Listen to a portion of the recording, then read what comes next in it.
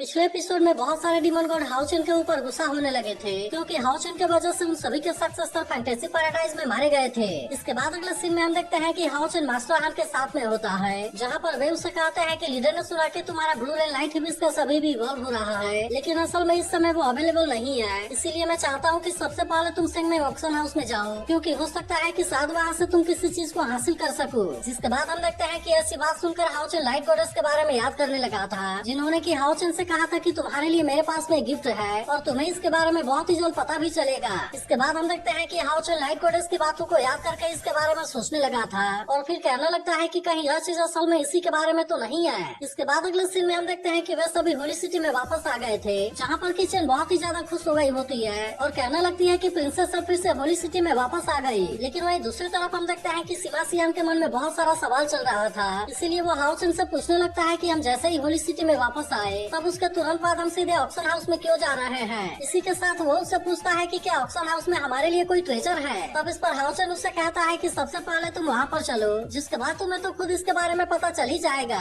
जिसके बाद हम देखते हैं कि अब सिमासियान भी इसकी बात मानने के लिए रेडी हो गया था और अब इस तरह से वे ऑक्शन हाउस के अंदर आकर बैठ गए थे। लेकिन वही दूसरी तरफ हम देखते हैं कि चेन यहाँ के नजारे को देख पूरी तरह से हैरान होती है और फिर वो सोचने लगती है कि आखिरकार यहाँ पर किस ट्रेजर का ऑक्शन होगा। तभी इसी बीच हम देखते हैं कि अब एक लेडी भी यहाँ पर आ गए थे और वो यहाँ पर आए हुए सभी लोगों का वेलकम करने लगती है। लेकिन तभी हम देखते हैं कि सिमासियान इसके ब्यूटी को देख हैरान हो गया था और फिर वो कहने लगता है कि क्या यहाँ के सभी ऑप्शनर इतने ही ज्यादा ब्यूटीफुल हैं। तब इसकी ऐसी बात सुनकर लिन सिन उससे कहने लगता है कि गंजे क्या तुम उसके तरफ अट्रैक्ट होने लगे। लेकिन इस पर सिमासियान उससे कहने लगता है कि नहीं नहीं, ऐसी कोई बात नहीं है, क्योंकि मैं तो इसे बिल्कुल भी पसंद नहीं करता, बल्कि मेरी लवर तो ऐसी होगी जिसके पास में लंबे बाल होंगे और इसी के साथ वो बिल्कुल एक फ्लावर के जैसे मासूम होगी। तभी अचानक से हम देखते हैं कि यहाँ के सभी लाइट बंद हो गए थे और अब इस तरह से यहाँ पर एक और लेडी की एंट्री होती है जिसके पास में कि लंबे लंबे बाल थे। वहीं दूसरी ओर हम देखते हैं कि सिमासियान इसे देखते ही पूरी तरह से हैरान हो गया था और वो एक पल के लिए भी इसके ऊपर से अपने नजर को नहीं हटा पा रहा था। इसके अलावा हम देखते हैं कि वो तो इस लड़की के साथ में अपने ख्यालों में खो जाता है और इसी के दौरान वो लिन सिन को किस भी करने वाला था। जिसके बाद हम देखते हैं कि इसके ऐसे हरकत के लिए लिन सिन उसका नाक तोड़ देता है और फिर उससे कहता है कि क्या तुम अपने जिस लवर के बारे में बात कर रहे थे वो यही है। जिसके बाद हम देखते हैं कि वो फिर से उस लड़की को देख बहुत ही ज्यादा एक्साइटेड हो गया था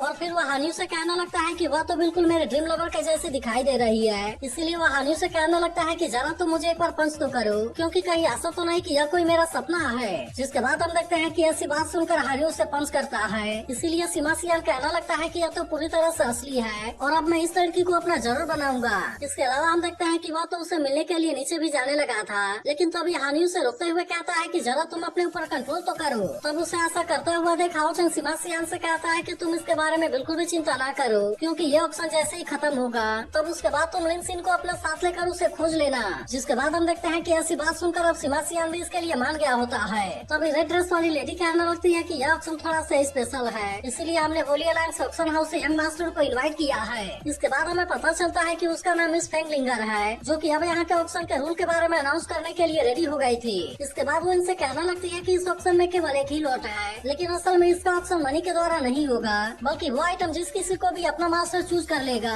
तब उसके बाद से वो आइटम उसी आदमी का हो जाएगा। जिसके बाद हम देखते हैं कि इसके बारे में सुनकर वे सभी थोड़ा सा हैरान हो गए थे और सिमासियान कहने लगता है कि क्या हम इसे सच में बिना मनी के भी ले जा सकते हैं। लेकिन इस पर हाउचन उससे कहता है कि अभी तुम्हें इसके बारे में ज्यादा एक्साइटेड होने की जरूरत नहीं है, क्योंकि मुझे ऐसा लगता है कि अगर इस आइटम के बारे में ऐसी बात है तो फिर इसके मास्टर को चूज करने का कंडीशन भी बहुत ही डिफिकल्ट होगा। तभी मिस फेंगिन से बताने लगती है कि यह असल में एक लेजेंडरी स्वॉर्ड है, जिसका यूज करके इसके फर्स्ट ओनर ने लाइट को ओपन कर दिया था और इस तरह से वो पूरे कॉन्टिनेंट में लाइट लेकर आए थे। फिर वो आगे इनसे कहती है कि जब इसके सेकेंड ओनर ने इसका यूज किया था तब उस वक्त उन्होंने इसका यूज करके 7 डीमन को मारा था। इसके अलावा इनको पता चलता है कि इस स्वॉर्ड ने तो डीमन एम्पर को भी इंजर्ड कर दिया था। जिसके बाद हम देखते हैं कि अब उधर बाकी सभी लोग भी इसके बारे में जानने के लिए एक्साइटेड हो गए होते हैं। इसीलिए मिस फेंगिन से बताने लगती है कि ये डीमन के ब्लड को पीता है और इसका जन्म असल में लोगों को लाइट देने के लिए हुआ है। फिर वो आगे इनसे बताने लगती है कि आज से 200 साल पहले इस स्वॉर्ड का use bright sword word you Singh ने किया था और इसीलिए ये वॉरियर पैलेस का मिथिकल स्वॉर्ड है।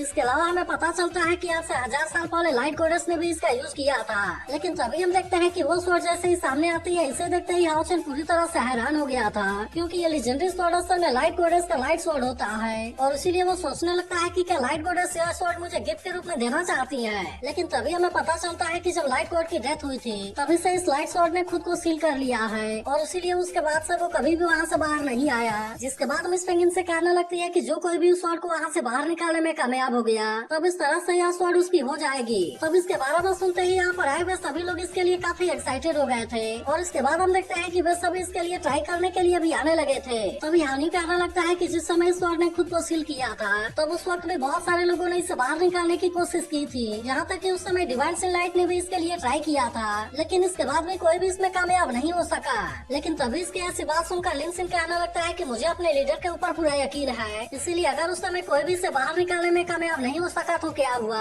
लेकिन मुझे पूरा यकीन है कि हमारा लीडर हाओचन ऐसा जरूर करेगा। इसी के साथ वो कहने लगता है कि हाओचन के पास में तो खुद लाइट गोडेस का भी फेवर है, जिसके वजह से मुझे ऐसा लगता है कि यह चीज इसके लिए बहुत ज्यादा मुश्किल नहीं होगी। तभी इसी बीच हम देखते हैं कि लेवल 8 वाला एक वॉरियर इसे निकालने के लिए अपनी पूरी कोशिश कर रहा था, लेकिन इसके बाद भी हम देखते हैं कि वो इसमें कामयाब नहीं हो पाता और उसके अंदर से निकलने वाले पावर की वजह से यहाँ के बहुत सारे लोग इंजर्ड भी होने वाले थे। लेकिन तभी हम देखते हैं कि हाओचन ने अपने पावर का यूज करके इनको जख्मी होने से बचा लिया था, जबकि हानि और सिमासियानु दोनों लेडी को अपने बाहों में लेकर नीचे आ जाते हैं। तभी इसी बीच हम देखते हैं कि हानि उस लेडी के कमर के ऊपर अपना हाथ रख के उसे अपने तरफ खींच लेता है, जिसे देख अब सिमासियान भी मिस पेंग के साथ में ऐसा करने के लिए रेडी हो गया था। लेकिन वो जैसे ही ऐसा करने का ट्राई करता है मिस पेंग उसे जोश का थप्पड़ लगा देती है। लेकिन तभी इसी बीच हम देखते हैं कि अब हाओचन भी यहाँ पर ट्राई करने के लिए रेडी हो गया था, इसीलिए वो जैसे ही नीचे आता है इसके लाइट ऑरा को देख मिस पेंग पूरी तरह से हैरान हो जाती है। इसके अलावा हम देखते हैं कि वो स्वॉर्ड भी अपने आप ही एक्टिवेट होने लगी थी। तब इसे देख सभी हैरान होते हुए कहने लगते हैं कि अभी तो उसने इसे टच भी नहीं किया, और फिर वो बात करने लगते हैं कि आखिरकार वो किस लेवल में है। जिसके बाद हम देखते हैं कि हाओचन अब उस स्वॉर्ड को यहाँ से निकालने के लिए पूरी तरह से रेडी हो गया होता है, और इसी के साथ वो लाइट गोडेस को थैंक यू बोलते हुए कहता है कि मैं इसे बहुत ही अच्छे से संभाल कर रखूंगा।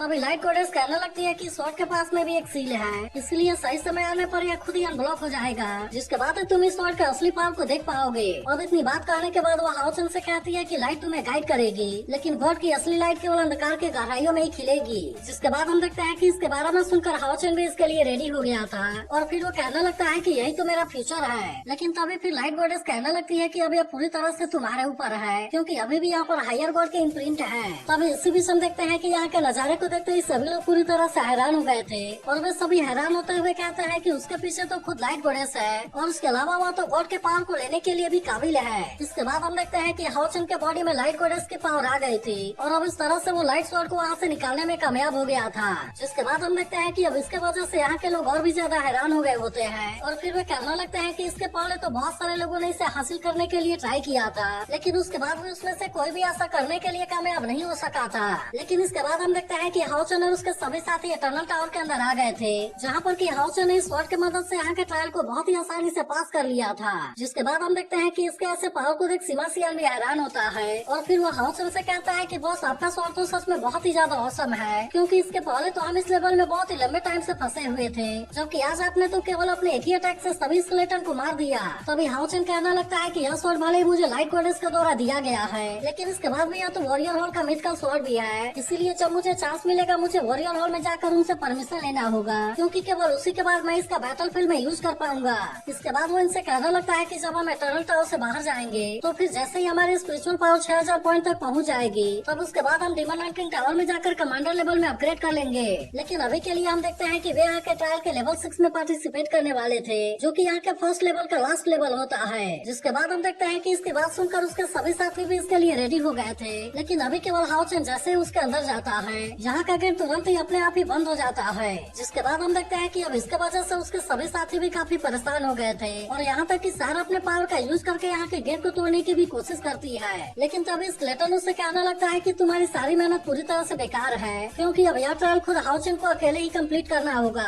वहीं दूसरी तरफ हम देखते हैं कि अब हाओचन भी इसके लिए रेडी हो गया था, जहाँ पर एक आवाज उसका लीडर सिलेक्शन ट्रायल के फर्स्ट लेवल में वेलकम करने लगता है। लेकिन तभी हम देखते हैं कि हाओचन यहाँ पर थोड़ा सा परेशान होने लगा था, और फिर वो कहने लगता है कि मुझे तो यहाँ पर कोई भी नजर नहीं आ रहा, जबकि इसके पहले वाले ट्रायल में वे तो शुरू होते ही सामने आ जाते थे। लेकिन फिर वो समझ जाता है कि शायद यह ट्रायल उसके सामने वाले स्टोन मॉन्यूमेंट से रिलेटेड है। वहीं उधर स्केलेटन बताने लगता है कि ग्लोरी वाले एरा में 13 फायर आर्मिड थे, जिनको की दुनिया के किसी भी मैटर से कोई मतलब नहीं होता था, लेकिन इसके बाद भी किसी की इतनी हिम्मत नहीं होती थी कि वो इनको इग्नोर कर दे। फिर वो आगे इनसे कहता है क्योंकि अगर वे लोग एक बार किसी तरह से बाहर आ गए तब उसके बाद में जरूरी पूरे इंसानी लाइफ को पूरी तरह से तबाह कर देंगे। इसलिए भले ही समय के साथ उनका नाम केवल एक टैबू बनकर रह गया, लेकिन केवल मास्टर इलेक्ट्रोलक्स उनको सरेंडर करा सकते थे, और फाइनली अब उनमें से 12 आर्बिट के बारे में कोई भी ट्रेस नहीं है। इसके बाद वो इनसे बताता है कि मास्टर इलेक्ट्रोलक्स के पास में 1100 बॉडी गार्ड है, जिन्होंने की एक बार उन सभी को अपने साथ लेकर वॉर शुरू कर दिया और उसके वजह से पूरे ग्लोरियस एरिया में तबाही मच गई। तभी अचानक से हम देखते हैं कि हाउचन के चारों ओर कोई फायर पावर जनरेट हो जाती है। तो क्या आपको लगता है कि हाउचन इस ट्रायल को भी कंप्लीट कर पाए? फायर पावर आ गई थी। इसके अलावा हम देखते हैं कि उसके सामने से इसके ऊपर अटैक भी होने लगता है। वहीं दूसरी तरफ हम देखते हैं कि स्केलेटन इसके साथियों को ट्रायल के बारे में सब कुछ बता रहा था, जहाँ पर वो इससे कहता है कि इस पर मास्टर का सामना सेनकार्ड 11 और सेनकार्ड 12 से होगा और वे दोनों इतने ज्यादा खतरनाक है कि उनको किंग वेंगार्ड के नाम से जाना जाता है। जिसके बाद हम देखते हैं कि इसके बारे में सुनकर वे काफी डर गए थे और सीमासियान कहने लगता है कि इन लोगों ने हजारों साल पहले पूरे कॉन्टिनेंट को बर्बाद कर दिया था और क्या सच में इस पर हाउचन का सामना इनसे होगा। तब इस पर स्केलेटन इनसे कहने लगता है कि सेनकार्ड 12 उन सभी सेनकार्ड में स्वॉर्ड यूज करने में सबसे बेस्ट है, लेकिन इसके अलावा भी उसके बारे में सबसे बड़ी बात यह है कि वो बचपन से ही फायर के अराउंड रहा है, जिसके वजह से उसने अपने पूरे बॉडी के अंदर फायर पावर को जनरेट कर लिया है और इसीलिए उसे हरा पाना किसी के लिए भी बहुत ज्यादा मुश्किल है। वहीं दूसरी ओर हम देखते हैं कि हाउचन भी इसके पावर और स्पीड को देख पूरी तरह से हैरान था, क्योंकि वो बिल्कुल एक पल में इसके सामने आ गया होता है। इसके बाद वो हाउचन से पूछने लगता है कि आखिरकार तुम कौन हो और तुम्हारे पास में हमारे मास्टर की इनहेरिटेंस कैसे है। लेकिन तभी इसी वक्त हम देखते हैं कि सेनकार्ड 11 भी यहाँ पर आ गया था, जो कहने लगता है कि इसके पास में तो इटर्नल मेलोडी है, इसीलिए ऐसा लगता है कि मास्टर ने उसे अपना सक्सेसर अपॉइंट किया होगा। इसके बाद हमें पता चलता है कि सेनकार्ड 11 के पास में आइस और स्नो की बहुत ही खतरनाक पावर है, जिसके वजह से अगर वो चाहे तो किसी भी लिक्विड को अपने वेपन के रूप में यूज कर सकता है। लेकिन तभी हम देखते हैं कि सेनकार्ड 12 हाउचन को पसंद नहीं करता और फिर उससे कहता है कि तुम हमारे मास्टर बनने के लिए काबिल नहीं हो। तब यह सुनकर हाउचन उससे बात करने की कोशिश करता है, जिसके बाद हम देखते हैं कि सेनकार्ड 12 ने अपने फायर पावर का यूज करके इसके ऊपर अटैक कर दिया था, लेकिन तभी सेनकार्ड 11 अपने आइस पावर का यूज करके उसे रोक लेता है। लेकिन फिर वो सेनकार्ड 12 से कहता है कि अब तुम इसके साथ में यहाँ पर खेलो, क्योंकि वैसे भी तो हमें सोते हुए हजारों साल हो गए हैं और इसीलिए ऐसा लगता है कि अब एक्टिव होने का टाइम आ चुका है। जिसके बाद हम देखते हैं कि इसके बारे में सुनकर वो भी इसके लिए रेडी हो गया था और फिर वो हाउचन से कहता है कि अगर तुमने मेरे एक भी मूव को पकड़ लिया तब उसके बाद मैं तुम्हारे सामने सरेंडर कर दूंगा। तब इसकी ऐसी बात सुनकर हाउचन भी तुरंत इसके लिए रेडी हो गया था और हम देखते हैं कि वो अपने पावर का यूज करके इसके ऊपर अटैक करने के लिए भी आ गया होता है। लेकिन तभी हाउचन को पता चलता है कि उसके ऊपर तो इसके अटैक का कोई भी असर नहीं हुआ, जिसके वजह से वो इस बात से पूरी तरह हैरान होता है। लेकिन तभी हम देखते हैं कि सेनकार्ड 12 हाउचन को संभालने के लिए बिल्कुल भी मौका नहीं देता और वो तुरंत ही इसके ऊपर अटैक करते हुए कहता है कि चलो अब मैं तुम्हारे साथ में खेलता हूँ। अब इतनी बात कहने के बाद हम देखते हैं कि वो अपना स्वॉर्ड का यूज करके इसके ऊपर अटैक करने लगा था और कहने लगता है कि तुम्हारे पास में जो भी स्किल है तुम उसका यूज करके मेरा सामना करो। जिसके बाद हम देखते हैं कि इसकी बात सुनकर हाउचन भी इसका सामना करने के लिए रेडी हो गया था, लेकिन असल में वो इसके ताकत और स्पीड के सामने कुछ भी नहीं कर पा रहा होता। जिसके बाद सेनकार्ड 12 इसका मजाक उड़ाते हुए कहता है कि तुम तो मेरे सामने कुछ भी नहीं हो, लेकिन क्या इसके बाद भी तुम्हें लगता है कि तुम मेरा मास्टर बन पाओगे। वहीं दूसरी तरफ हम देखते हैं कि सेनकार्ड 11 इसे खड़ा होकर देख रहा था और फिर कहता है मुझे ऐसा लगता है कि यह तो हमारे सामने बिल्कुल भी बच्चा है। लेकिन अभी भी हम देखते हैं कि हाउचन यहाँ पर इतनी आसानी से हार मानने वाला नहीं होता और वो फिर से अपने पावर का यूज करते हुए सेनकार्ड 12 का सामना करने के लिए आ गया था। इसके बाद हम देखते हैं कि वो सबसे पहले क्रिसेंट ब्लेड स्लैश के टेक्निक का यूज करके इसके ऊपर अटैक करता है, जिसे देख सेनकार्ड 12 भी इसका सामना करने के लिए पूरी तरह से रेडी हो गया था और हम देखते हैं कि उसने इसके अटैक को बहुत ही आसानी से रोक लिया होता है। लेकिन अभी भी हम देखते हैं कि हाउचन इसको चैलेंज करने के लिए रेडी था और वो इस पर अपने दूसरा सुवानिवा शॉर्ट टेक्निक का यूज करके इसके ऊपर अटैक करने की कोशिश करता है। लेकिन इसके बाद भी हम देखते हैं कि सेनकार्ड 12 को इसके बारे में कोई भी चिंता नहीं होती और उसने इसके इस अटैक को भी बहुत ही आसानी से रोक लिया होता है। जिसके बाद वो हाउचन से कहने लगता है कि अगर तुम्हारे पास में कोई और भी टेक्निक है तो फिर तुम उसका भी यूज करके मेरे ऊपर अटैक कर सकते हो। जिसके बाद हम देखते हैं कि हाउचन सूरज स्लैश का यूज करके इसके ऊपर अटैक करने की कोशिश करता है, लेकिन इस बार भी उसने हाउचन के अटैक को बहुत ही आसानी से रोक लिया था। लेकिन इसे देख सेनकार्ड 11 कहता है कि क्या यह लड़का भी सूरज स्लैश का यूज कर सकता है। वहीं उधर सेनकार्ड 12 उसे कहने लगता है कि तुमने तो सूरज स्लैश का यूज करके मेरे ऊपर अटैक किया, लेकिन असल में मुझे ऐसा लगता है कि यह सच में बहुत ही वीक है। जिसके बाद हम देखते हैं कि इसकी बात सुनकर हाउचन हैरान हो गया था और फिर सेनकार्ड 12 उसे कहने लगता है कि अब तुम असली सूरज स्लैश को देखने के लिए रेडी हो जाओ। और अब इतनी बात कहने के बाद हम देखते हैं कि उसने अपने सूरज स्लैश का यूज करके इसके ऊपर अटैक कर दिया था, लेकिन अब इसके इतने पावरफुल अटैक के सामने हाउचन कुछ भी नहीं कर पाया होता और हम देखते हैं कि वो ट्रायल के फेल हो जाने की वजह से यहाँ से बाहर आ गया था। तभी हाउचन परेशान होते हुए कहने लगता है कि क्या डेथ की फीलिंग ऐसी ही होती है। इसके बाद हम देखते हैं कि सार और बाकी लोगों को इसके बारे में चिंता होने लगी थी, लेकिन इस पर हाउचन इनसे कहता है कि तुम्हें इसके बारे में चिंता करने की जरूरत नहीं है, क्योंकि मैं फिर से इसे ट्राई करना चाहता हूँ। अब इतनी बात कहने के बाद हम देखते हैं कि वह फिर से ट्रायल के लिए यहाँ से जाने लगा था, जिससे देख स्केलेटन उससे कहता है कि मास्टर आप इसके बारे में इतना चिंता क्यों कर रहे हैं और वहाँ पर जाने से पहले आप कुछ दिन के लिए आराम क्यों नहीं कर लेते। लेकिन इसके बाद भी हम देखते हैं कि हाउचन किसी की बात सुनने के लिए रेडी नहीं होता होता, जिसे देख वो स्केलेटन कहने लगता है कि अगर इसके जगह पर कोई ऑर्डिनरी आदमी होता तो फिर वो उसके फायर पावर के अंदर जलकर मारा गया होता। इसके बाद हम देखते हैं कि हाउसन फिर से उसका सामना करने के लिए आ गया था, जिससे देख वे दोनों सेंट कार्ड भी थोड़े से हैरान हो गए होते हैं और फिर सेंट कार्ड 11 कहने लगता है कि ये लड़का तो सच में इंटरेस्टिंग है। तो इससे देख सेंट कार्ड 12 भी इसका सामना करने के लिए रेडी हो गया था, लेकिन इसके बाद हम देखते हैं कि वो इसके ऊपर बहुत ही खतरनाक तरीके से अटैक करने लगता है, जिससे देख हाउसन कहने लगता है कि या तो सच में मुझे मारना चाहता है। तब इस पर सेंट कार्ड 11 उससे कहने लगता है कि तुम सुबह सलास के क्रिएटर के सामने अपने स्किल को शो ऑफ कर रहे हो, तो क्या इसके बाद भी तुम्हें लगता है कि वो तुम्हें जिंदा छोड़ना चाहेगा। जिसके बाद हम देखते हैं कि इसके बारे में सुनकर हाउसन भी इस बात से हैरान हो गया होता है, लेकिन तभी सेंट कार्ड 12 ने फिर से अपने सुबह सलास का यूज करके इसके ऊपर अटैक कर दिया था और अब इसके वजह से हाउसन फिर से स्टाइल में फेल हो जाता है। लेकिन इसके बाद भी हम देखते हैं कि वो फिर से इसका सामना करने के लिए आ गया था, जहाँ पर सेंट कार्ड 12 इसे फिर से केवल एक ही सेकंड में बाहर भेज देता है। लेकिन अभी भी हम देखते हैं कि हाउसन इसके सामने हार मानने के लिए बिल्कुल भी रेडी नहीं होता और वो इसी तरह से बार बार इसका सामना करने के लिए यहाँ पर आ रहा था।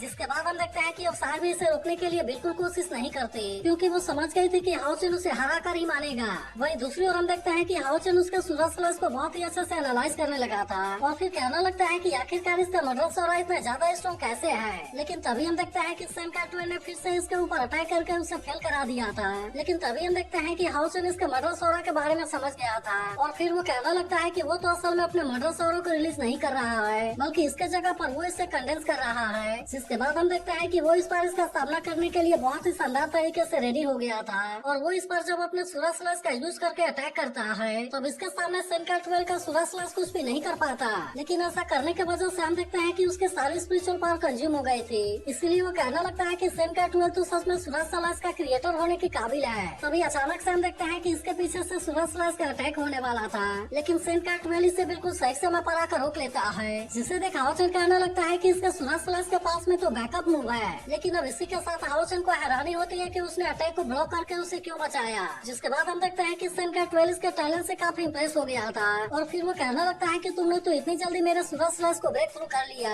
और इसीलिए मेरे मास्टर इलेक्ट्रोलक्स के बाद तुम ऐसे पहले इंसान हो जो कि ऐसा करने में कामयाब हो पाया है। और अब इसीलिए हम देखते हैं कि वो इसे अपना मास्टर एक्सेप्ट करने के लिए रेडी हो गया था। लेकिन तभी हम देखते हैं कि वो इसके ऊपर अपने पावर का भी यूज करने लगा था, जिसके वजह से हाउसन की इंजरी और स्पिरिचुअल पावर पूरी तरह से रिकवर हो जाती है। जिसके बाद हम देखते हैं कि हाउसन उसे इसके लिए थैंक यू कहता है, लेकिन इस पर सेंट कार्ड 12 उससे कहता है कि मैं अब यहाँ से जा रहा हूँ और अब इसीलिए तुम यहाँ पर सेंट कार्ड 11 के साथ में प्रैक्टिस करो। जिसके बाद हम देखते हैं कि हाउसन भी सेंट कार्ड 11 का सामना करने के लिए रेडी हो गया था। तब इस पर सेंट कार्ड 11 उसे अपनी पावर को दिखाते हुए कहता है क्या तुम्हें पता है कि यह क्या है। जिसके बाद हम देखते हैं कि हाउसन भी इसके पावर को देख पूरी तरह से हैरान हो गया था और फिर कहता है कि यह तो आइस स्कल्पचर फ्लावर है। जिसके बाद वो हाउसन से कहने लगता है कि सरसों के बीज बहुत ही छोटे होते हैं, लेकिन फिर भी वे सुमेरु को एक्सेप्ट कर सकते हैं। इसके बाद वो कहने लगता है कि आइस भी तो वाटर है और जबकि वाटर के पास में तो बायोमास एनर्जी होती है, जिसमें कि हेवन और अर्थ के सारे फिनोमिना होते हैं। अब इतनी बात कहने के बाद वो हाउसन से कहता है कि मैंने मास्टर इलेक्ट्रोलक्स को बहुत ही टाइम से फॉलो किया है, लेकिन असल में मैं इसके बारे में कुछ भी नहीं जानता कि तुम इसे रोक पाओगे या नहीं रोक पाओगे। वहीं दूसरी ओर हम देखते हैं कि स्केलेटन को हाउसन के बारे में चिंता हो रही थी और फिर वो कहने लगता है कि मास्टर को तो वहाँ पर गए इतना टाइम हो गया,